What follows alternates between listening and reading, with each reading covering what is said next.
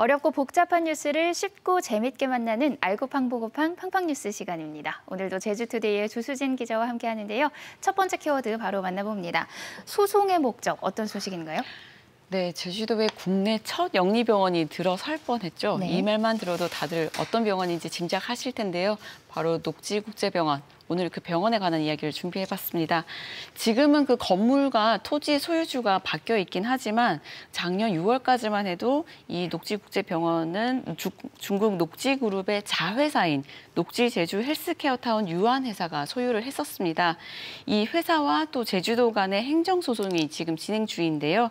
이 첫 소식이 바로 이 소송에 관한 내용입니다. 녹지 측에서 제주도를 상대로 제기한 행정소송은 총 2건입니다. 하나는 녹지국제병원의 개설 허가를 취소한 처분이 부당하다면서 이걸 취소해달라는 소송인데요. 이 취소란 말이 너무 많이 들어가서 좀 헷갈리실 수가 있는데 처음에 제주도가 병원한테 문을 열 수 있게 허가를 했다가 이거를 석 달 뒤에 다시 취소를 한 겁니다. 이거 문을 못 열게 한 상황인 거죠. 이걸 다시 취소해달라는 그런 소송입니다. 그리고 나머지 하나는 병원 개설 허가 조건에 외국인만 진료하게끔 하는 규정이 들어가 있는데요. 이 조건도 부당하니까 취소해달라는 소송입니다.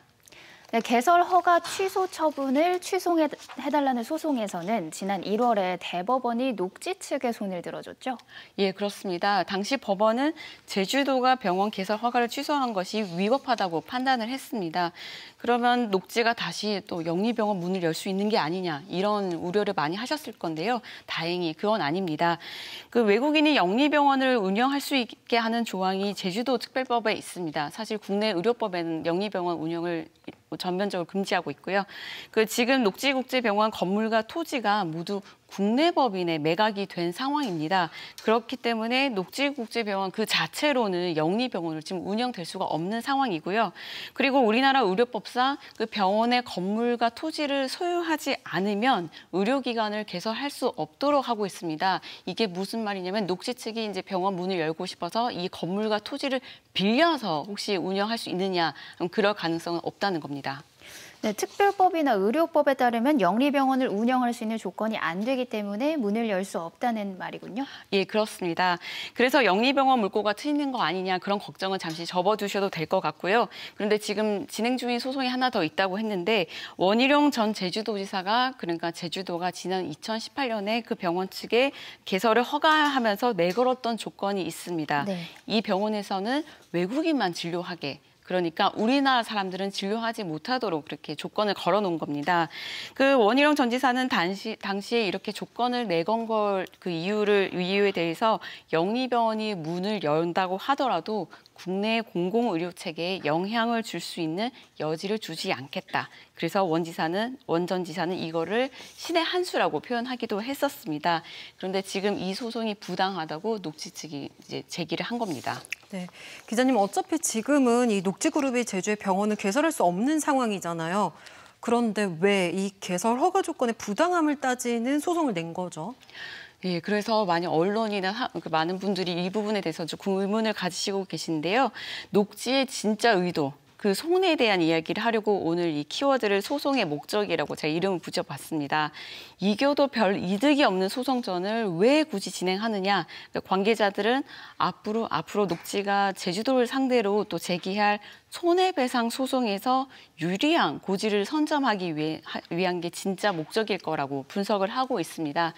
시민사회단체인 의료영리와 저지와 의료 공공성 강화를 위한 제주도민 운동본부의 오상원 정책국장은 이득이 없어 보이는 이 소송을 녹지가 진행하는 이유는 향후 제기할 손배 청구 소송을 유리하게 이끌고 가기 위한 게 아닌가 우려가 된다고 설명을 했는데요.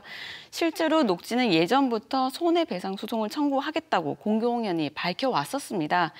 지금까지 이 병원 문을 열기 위해서 1,000억 원대에 가까운 투자를 했다고 주장을 하고 있는데요. 제주도의 잘못된 행정처분 때문에 문을 못 열게 돼서 손해를 막심하게 봤다. 그러니까 거기에 대한 손해를 배상하라는 취지의 소송을 준비하겠다는 겁니다.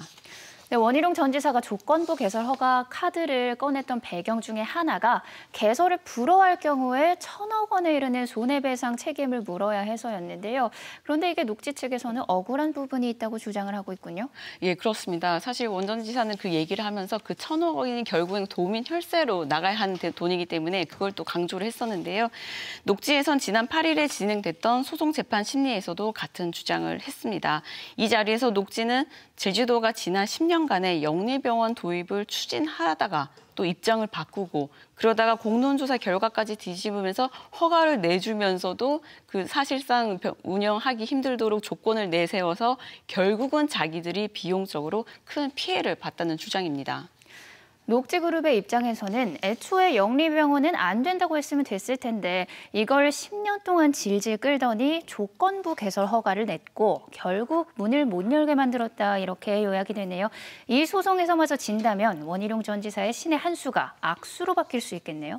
네, 그렇습니다. 그분이 진짜로 우려가 되는데요. 지난 화요일에 진행됐던 심리에서 녹지 측의 변호인단은 그 마지막에 병원 개설 추진 여부에 대해서 제주도의 정책 입장에 따라서 판단할 것이라고 말했는데요. 이 말을 두고 오상원 정책국장은 사실상 녹지 측이 스스로 병원 개설 의지가 없다는 걸 밝힌 셈이라고 분석했습니다. 이날 재판부는 서면으로 이제 양측으로부터 제출된 의견서를 참고해서 다음 달 5일에 열릴 재판에서 판결하겠다고 밝혔습니다. 네, 영리병원 문제만 10년을 끌어오면서 도민들의 피로감이 상당한 상태인데요. 다음 달에 재판 결과가 어떻게 나올지 주목해봐야겠습니다. 두 번째 키워드는 청년의 간절함입니다. 어떤 일이 있었던 건가요? 네, 지난 화요일에 제주국제자유도시개발센터, 그러니까 JDC의 이사장 취임식이 열렸었습니다. 전 제주대학교 교수인 양영철 씨가 이번에 신임 이사장이 됐는데요. 양 이사장이 취임사에서 양윤찬 열사의 정신을 왜곡하는 발언을 했다면서 논란이 일고 있습니다.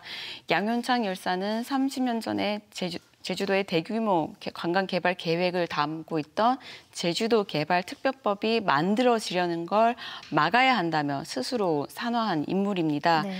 이걸 두고 양영철 신임 이사장이 제주도에서 내생적 개발의 가능성이 없다고 느낀 양용찬이라는 청년이 이걸 통탄하면서 분신 자살을 했다면서 국가가 제주도 내생적 개발에 부족한 동력을 마련해 준 것이 바로 JDC다. JDC는 제주도민과 청년들의 간절함에서 출발했다고 말했습니다. 네, 내생적 개발이요? 무슨 뜻인가요? 네, 우리가 흔히 쓰는 말은 아닌데요. 간단히 좀 설명을 드리자면 외부가 아닌 내부, 그러니까 그 지역 안에서 자생을 할 수 있도록 역량을 강화하는 개발 방안을 뜻한다고 보시면 됩니다. 그런데 지금까지 국토교통부 산하 공기업인 JDC가 제주에서 벌인 사업들을 보면 말씀드린 내생적 개발과는 좀 거리가 멀어 보입니다. 제주신화역사공원이라든가 그리고 첨단과학단지, 제주국제영어도시, 그리고 지금은 무산된 예래 휴양령 주거단지, 그리고 앞에 키워드에서 전해드린 영리병원과 관련 있는 제주 헬스케어타운 등이 있는데요. 이 사업들의 공통점이 있습니다. 바로 중국과 같은 외국이나 외부에서 투자 유치를 받아서 진행했던 대규모 개발 사업들이란 겁니다. 양 이사장이 언급했던 내생적 개발과는 좀 많이 다르죠.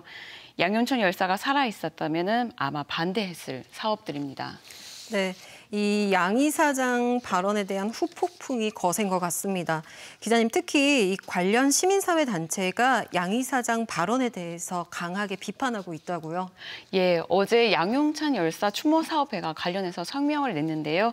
이 성명서에서 JDC는 그동안 정부의 외부 자본의 하수인 역할을 자임했다는 게 명확하다면서 양 이사장의 취임사는 양용찬 열사 정신을 왜곡한 것이라고 질타를 했습니다.